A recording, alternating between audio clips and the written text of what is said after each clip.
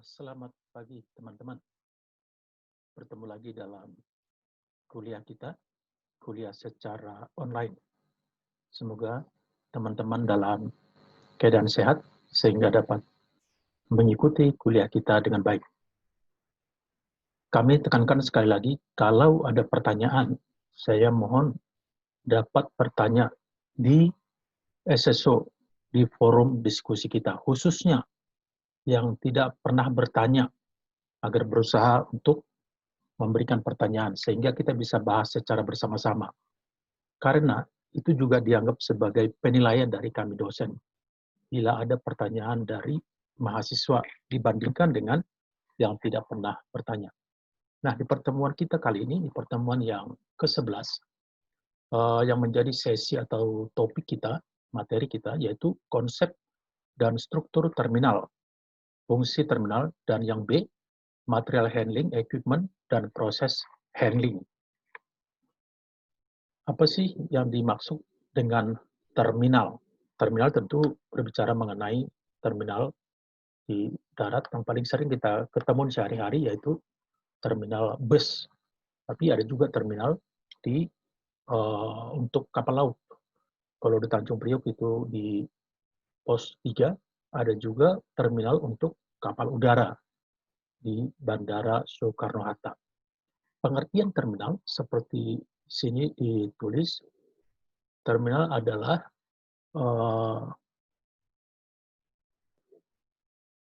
salah satu komponen dari sistem transportasi yang mempunyai fungsi utama sebagai tempat pemberhentian sementara kendaraan umum untuk menaikkan dan menurunkan penumpang dan barang sehingga sampai ke tujuan akhir suatu perjalanan.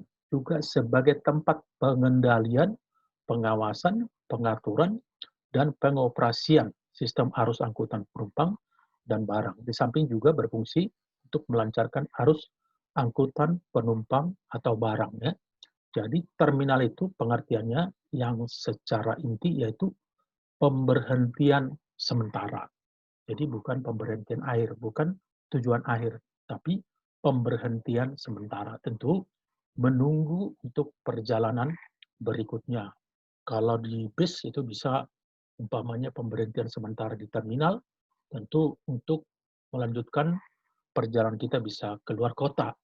Di kapal laut juga seperti itu, menunggu di pelabuhan di tempat pemberhentian sementara untuk meneruskan mungkin perjalanan naik kapal laut, mungkin ke Bali, mungkin juga ke Papua, dan lain-lain. Sementara terminal itu mempunyai fungsi, ada disebut di sini ada 3. Yang pertama, unsurnya ya, unsur dari terminal itu penumpang, ya tentu penumpang. Ini berbicara mengenai manusia, penumpang, passenger. Fungsi terminal bagi penumpang adalah untuk kenyamanan menunggu, kenyamanan perpindahan. Jadi dibuat suatu tempat untuk tunggu sementara dengan senyaman mungkin. Maksudnya tidak kena panas, tidak kena hujan. Dari itu di terminal itu disediakan tempat untuk berteduh.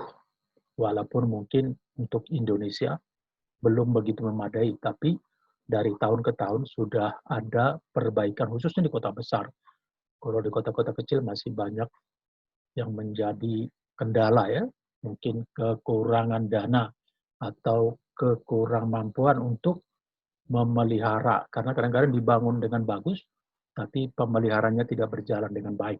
Ya, jadi ini unsur yang pertama penumpang. Yang kedua, pemerintah. Fungsi terminal bagi pemerintah adalah dari segi perencanaan dan manajemen lalu lintas untuk menata, ya, memanage lalu lintas, menghindari kemacetan, dan juga sebagai sumber pemungutan retribusi. Jadi ada penghasilan pemerintah dari penumpang melalui bus, melalui angkutan, baik laut, baik udara, baik darat. Itu ada yang disebut dengan retribusi yang diberikan kepada pemerintah. Yang ketiga, operator angkutan umum. Ya, fungsi terminal bagi operator angkutan umum adalah untuk pengaturan pelayanan operasi angkutan umumnya, seperti mungkin busway, tentu adalah operatornya kan busway itu, untuk mengatur kapan berangkat, kapan berhenti, kapan untuk mungkin harus berganti, ya, itu yang disebut dengan operator angkutan umum. Ada beberapa klasifikasi dari terminal. Yang pertama, terminal penumpang. Kita tahu ya, terminal penumpang, yaitu untuk menaikkan dan menurunkan penumpang, passenger. Yang kedua, terminal barang atau kargo. Ini biasanya di pelabuhan juga, tapi dia bukan untuk kapal penumpang, tapi kapal kargo. Di Tanjung Priok lebih banyak malah terminal kargo daripada terminal penumpang. Kalau terminal kargo di pelabuhan Tanjung Priok itu kalau nggak salah ada 5 atau 6, tapi kalau terminal penumpang hanya satu, yaitu di pos 3. Kemudian terminal khusus, terminal yang dipengaruhi oleh sifat barang yang diangkut. Ya, bagaimana sih terminal seperti ini? Sifat barang yang berbeda apa sih contohnya? Contohnya mungkin barang-barang prikbab, barang-barang loose cargo, barang-barang curah, atau ketika memuat mobil. Mobil itu kan tidak perlu mungkin masuk ke dalam kontainer, tapi dimasukkan ke dalam kapal tertentu. Yang keempat, terminal truk adalah terminal yang sesuai dengan kebutuhannya, dinyatakan dengan jumlah truk yang dapat diparkir atau menunggu dalam satuan waktu. Ya, itu terminal untuk truk.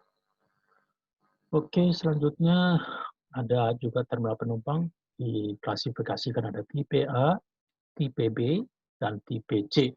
Tipe A itu berfungsi melayani kendaraan atau penumpang umum, angkutan antar kota provinsi. Kayak sering kita lihat ya, ada AKAP, ada juga angkutan lintas batas antar negara, ada antar kota dalam provinsi, AKDP, angkutan kota AK, serta angkutan pedesaan atau ADES. Kemudian ada tipe B, ada juga tipe C. Nah, fasilitas yang ada di dalam terminal, ini mungkin kita kalau pernah ke terminal ya, ada fasilitas utama. Apa sih fasilitas utama? Yaitu fasilitas yang mutlak ada.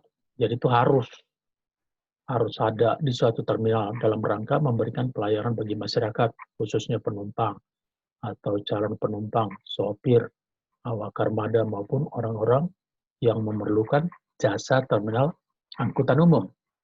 Adapun yang dapat digolongkan sebagai fasilitas utama antara lain apa itu? Jalur pemberangkatan, ya, dibedakan jalur pemberangkatan dengan jalur kedatangan. Jadi jalur pemberangkatan ini disediakan bagi kendaraan umum atau angkutan umum penumpang untuk menaikkan penumpang. Jadi khusus untuk menaikkan penumpang atau jalur keberangkatan. Jadi berbicara mengenai lane-nya atau jalurnya.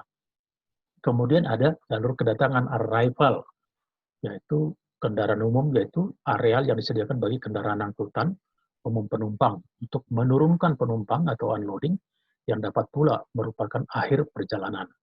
Yang C, jalur tunggu. Jadi ada jalur tunggu ya, sebelum datang kendaraan yang akan kita tumpangi, kita ada di jalur tunggu, yaitu pelataran yang disediakan bagi angkutan umum untuk bersiap menuju jalur pemberangkatan. Jadi hanya temporary place, tempat sementara menunggu, nanti sebelum tentu dari kedatangan, terus ke tempat penungguan, kemudian dipindah ke tempat keberangkatan. Yang D, tempat tunggu penumpang. Ya, tentu ada tempat tunggu penumpang yang lebih nyaman, agar penumpang itu bisa diatur dengan baik. Kemudian jalur lintasan merupakan pelataran yang disediakan bagi angkutan umum yang akan langsung melanjutkan perjalanan setelah menurunkan penumpang. Jadi, dia hanya jalur lintasan. Dia tidak berhenti lama menunggu penumpang, tapi ketika dia menurunkan atau ada yang langsung naik, ya itu jalan. Mungkin seperti busway seperti itu kan, tidak menunggu-nunggu dia. Busway, turunkan, naik, jalan, go ahead. Gitu. Yang F, bangunan kantor terminal. Ya, ini tentu bangunan kantor ini dibuat dalam rangka memanage semua. Tentu di sana akan ada operator-operator, akan ada petugas-petugas yang berhubungan dengan seluruh kegiatan yang ada di terminal tersebut. Tujuannya itu yaitu untuk sini karena menerap pengawas, pos pemeriksaan, loket penjualan karcis, serta papan informasi. Perlu ya, papan informasi itu umpamanya ke Blok M menggunakan nomor berapa, ke Grogol nomor berapa. Itu perlu, jadi kita nggak usah bertanya, kita sudah tahu berdasarkan papan informasi, kemudian tempat istirahat sementara.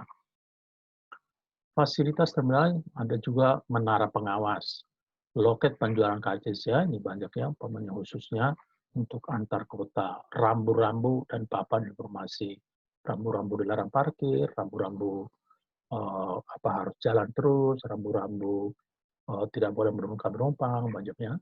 Terus ada pelataran parkir kendaraan pengantar atau penjemput. Ya. Ada dibuat khusus tempatnya, jadi tidak gabung dengan kendaraan atau bus untuk penumpang, tapi khusus disediakan. Itu untuk mengatur kelancaran untuk keberangkatan dan juga untuk kedatangan untuk bus-bus. Yang kedua, fasilitas penunjang. Tadi kan yang utama ini penunjang. Contohnya apa di sini? Ya, toilet ya, perlu ada toilet. Harapan toilet di terminal bersih, walaupun kenyataannya sangat banyak yang tidak bersih. Umumnya tidak bersih, corok. Kemudian ada tempat ibadah, jadi bagi penumpang, awak armada angkutan umum, disediakan tempat ibadah untuk menaikkan kewajibannya sebagai umat beragama. Kantin dan kios ya, penumpang, awak armada angkutan tentu mereka membutuhkan makanan dan minuman atau hal-hal lain seperti obat-obatan dalam perjalanan atau minuman yang perlu mereka beli dan bawa di selama perjalanan. Nah, dari itu dibutuhkan ada kantin, ada kios, ada warung. Ada ruang pengobatan, ya tentu itu di terminal itu kan banyak juga kejadian. Ada yang mungkin tertabrak, jatuh. Ada mungkin memang sakit, jadi dibutuhkan sebenarnya ruang pengobatan. Walaupun sampai saat ini saya belum pernah melihat di terminal ada ruang pengobatan. Tapi secara teorinya seharusnya ada. Kemudian ada ruang informasi, ini sangat perlu bagi orang yang tidak tahu. Jadi seharusnya ada ruang informasi, walaupun di terminal yang kita temui yang memberikan informasi hanya yaitu armada atau awak-awak dari bis itu yang memberikan kita kernetnya atau supirnya. Masih jarang kita lihat ada umpamanya langsung seperti customer service, kecuali untuk laut, untuk udara, kereta api itu sudah tersedia. Tapi kalau untuk darat bis itu paling kita bertanya ke penjual tiket yang ada di loket. Taman ini juga seharusnya ada beberapa di terminal ada tamannya, tapi kelihatannya tidak begitu terurus dengan baik. Padahal tujuannya adalah baik. Kemudian kita lanjut ke materi yang kedua, penanganan bahan atau material handling. Ya kan? Kalau kita mau memproduksi sepatu, berarti kan kita ada bahan bakunya. Apa itu bahan bakunya? Ada lem, ada sol sepatu, ada kulit, ada tali sepatu. Mungkin ada lagi yang lain di luar itu. Nah, bagaimana menangani bahan baku tersebut? Ini yang akan kita bahas di sini. Tujuannya agar itu dihandle dengan baik. Agar ketika memproduksi, tidak ada yang kurang. Atau tidak sampai kosong persediaan. Agar bisa berjalan secara baik, secara smooth. Jadi tidak ada yang terlambat, tapi semuanya on time. Nah, untuk itu perlu di-manage dengan baik. Ini yang disebut dengan penanganan bahan atau material handling. Dalam proses produksi, bahan baku yang diterima dari pemasok atau vendor akan dipindahkan. Yang pertama kan ketika kita beli, tentu vendor mengirim barang ke gudang. Ke gudang dulu kan, nggak langsung ke tempat produksi. Nanti dari gudang, ketika sudah waktunya diproduksi, dipindahkan dari gudang bahan baku, dipindahkan ke area produksi. Dari area produksi nanti akan dipindahkan lagi setelah selesai ke gudang finished good, barang yang sudah jadi atau produk jadi. Yang kemudian barang jadi hasil produksi tersebut akan dipindahkan lagi ke gudang penyimpanan barang jadi finished good store. Ya. Dari gudang barang jadi selanjutnya akan dipindahkan lagi ke distributor untuk didistribusikan ke pelanggan. Pemindahan bahan baku maupun barang jadi tersebut harus efisien sehingga proses produksi dapat berjalan dengan lancar sesuai dengan yang direncanakan. Proses pemindahan bahan baku maupun barang jadi pada umumnya disebut dengan proses material handling atau proses penanganan bahan. Ya. Tujuannya apa penanganan bahan yang baik? Agar tidak sampai ada yang menganggur. Umpamanya ketika bahan bakunya tidak datang on time, tentu mesin atau karyawan yang bekerja di departemen produksi tidak berjalan dengan baik. Menunggu. Tentu itu menjadi kesia-siaan atau menghambur-hamburkan tenaga karena menunggu. Oke.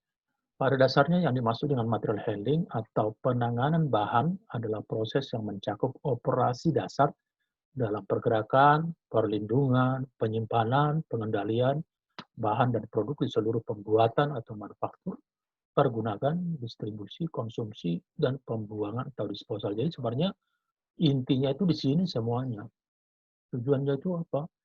Dengan material handling ini tentu di-manage pergerakan perlindungannya juga, penyimpanannya, kemudian pengendaliannya maksudnya jangan sampai ada yang kurang, tapi jangan juga sampai berlebih bahan baku. Kenapa? Kalau berlebih, nanti pada saatnya terpaksa harus disimpan lama. Udah kita tahu akan ada biaya menyimpan barang. Atau suatu saat karena kelamaan barangnya expire, tidak berlaku lagi, ya, sudah expire, bisa membusuk dan lain-lain. Kemudian tentu itu juga berhubungan dengan pergudangan, distribusi, konsumsi, dan disposal atau pembuangan. Oke. Jadi proses material handling atau penanganan bahan baku ini sangat penting. Tujuannya tadi agar semua berjalan dengan baik, terencana dengan baik, tidak ada yang tertinggal, tidak ada yang overstock, tapi smooth semua berjalan dengan baik. Proses penanganan bahan baku, bahan tidak menambah nilai apapun ya. Tadi yang pergerakan dari gudang bahan baku, pergerakannya atau pemindahannya ke departemen produksi, dari departemen produksi dipindahkan lagi ke gudang finished good, dari finished good nanti ke gudang distribusi, itu nggak menambah nilai apapun, bahkan menambah biaya, ya dong, karena tracking kan, tracking bukan hanya tracking, tapi waktu membuat membutuhkan orang, nanti waktu perpindahan juga membutuhkan truk, perpindahan orang untuk bongkar muat, untuk juga seleksi, jadi itu menambah biaya. Material handling ataupun penanganan material yang buruk juga akan mengakibatkan penundaan. Nah, penundaan, gangguan lah terhadap produksi. Orang nggak ada bahan bakunya, bagaimana mau produksi? Kalau udah tidak ada bahan produksi, diproduksi berarti mesin diem, orangnya juga diem. Nah, berarti customer tidak akan menerima barangnya sesuai dengan waktu yang sudah diminta. Karena itu tadi ada kendala di bahan baku. Jadi satu efek, satu problem itu menjadi efek domino ke downstream-nya, ke bawahnya. Ya. Apa sih tujuan dari material handling? Yang pertama, meminimalkan biaya penanganan material. Ya, tentu kalau di-manage dengan baik, itu biayanya jadi minimum daripada umpamanya serba mendadak, serba tidak termanage dengan baik, tentu biayanya akan tinggi. Kemudian kedua, meminimalkan gangguan dan penundaan yang tadi saya jelaskan, biar tidak sampai ada yang tertunda, meningkatkan kapasitas produksi. Ya, kalau dia berjalan dengan baik, tidak ada yang menganggur, tentu dia menjadi produktif, kinerjanya bagus, hasilnya banyak, tidak hasilnya minim, tapi optimum. Menjaga keamanan, ya juga keamanan dari material. Kalau umpamanya di-arrange dengan baik, tentu materialnya juga kualitasnya baik.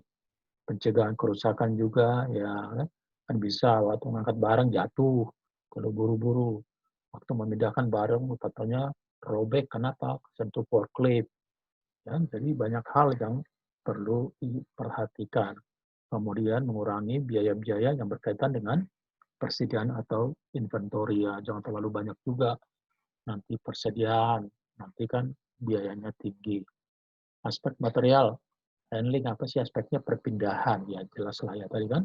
Memindahkan bahan baku, perpindahan material membutuhkan kesesuaian ya ukuran, bentuk, berat, kondisi material dengan lintasan, analisis frekuensi getaran. Maksudnya sih getar, maksudnya di gudang itu kan bisa terjadi getarannya karena mungkin ada truk-truk yang berat lewat atau alat-alat itu seperti kalbar, eskavator dan lain-lain itu bisa menimbulkan gerakan yang bisa merusak barang. Kemudian tentu aspeknya itu penyimpanan, ya, penyangga operasi benar. Jadi disimpan itu untuk operasi, bukan disimpan untuk tidak operasi, tapi disimpan itu bahan baku untuk tujuannya agar operasi berjalan dengan baik.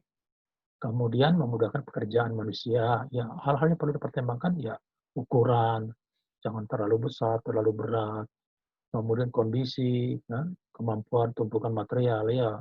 Bahan baku itu perhatikan juga barangnya apa, jangan sampai ditumpuk totalnya merusak yang di bawah. Jadi biasanya itu barang yang berat itu paling bawah, makin ke atas makin ringan itu penumpukannya.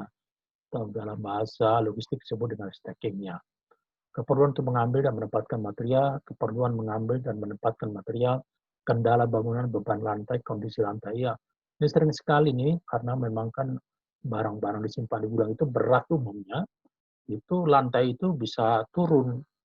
Jadi dari biasanya berapa meter gitu, makin lama dia turun. Sama dengan jalan-jalan kita di arah Tanjung Priuk, karena banyak trailer yang lewat dengan beban mungkin 25 ton, 30 ton, itu juga jalan itu gampang rusak dan dia turun. Nah, itu perlu diperhatikan oleh bagian logistik. Kemudian perlindungan, ya tentu material itu untuk perlindungan, pengawasan, pengepakan, pengelompokan material, dirancang untuk meminimasi pengawasan dan biaya.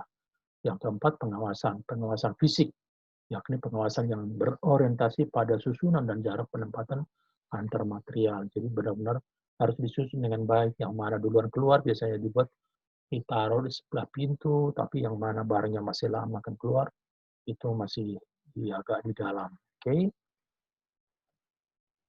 Material, oke, sistem penanganan tergantung pada bentuk material. Ya, bagaimana? Apakah beda? Sama penanganan barang, umpamanya dia berupa gulungan kabel dengan barang yang ada di dalam box seperti sepatu tentu berbeda. Bagaimana dengan barang umpamanya terbuat dari di drum, minyak cair gitu ya, bagaimana? Atau dalam sak, bagaimana? Tentu berbeda penanganannya. Bagaimana kalau barang itu dalam bentuk brick bag yaitu tidak ada packingnya, tapi ada dia seperti sangkutannya, kaitannya hanya ditaruh di situ aja. Jadi kalian katakan sistem penanganan tergantung bentuk material, tapi secara umum adalah general cargo yang ada box, baik itu berupa palet, baik itu berupa case, baik berupa package dan lain-lain. Baik, sampai di sini dulu pertemuan kita. Di sini saya harapkan kita diskusikan setelah ini di forum diskusi mengenai materi kita ini. Jadi saya persilahkan untuk memberikan pertanyaan atau pendapat di sana sehingga kita bisa benar-benar mendiskusikannya dengan baik sehingga kita semakin mengerti mengenai materi. Terima kasih, sampai ketemu di lain waktu. Sehat selalu dan tetap jaga protokol kesehatan sesuai dengan dianjurkan pemerintah.